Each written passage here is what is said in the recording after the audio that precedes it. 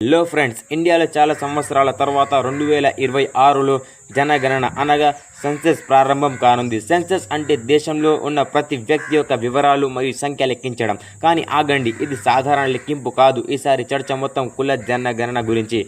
భారతదేశంలో మొదటిసారి 1872లో ప్రారంభమైంది. 1881 నుంచి ప్రతి 10 సంవత్సరాలకు ఒకసారి క్రమంగా జరుగుతూ వచ్చింది. కుల ఆధారంగా పూర్తిగా జరిగిన జనగణన స్వాతంత్రానికి ముందు 1931లో జరిగింది. అప్పటి నుంచి ఇప్పటి వరకు అదే పాత డేటాను ఉపయోగిస్తున్నారు.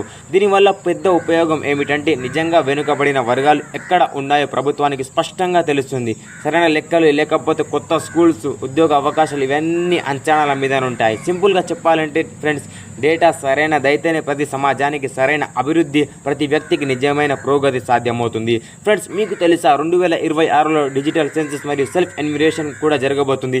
దాని గురించి తెలుసుకోవాలంటే పార్ట్ 2 కోసం ఎదురు చూడండి.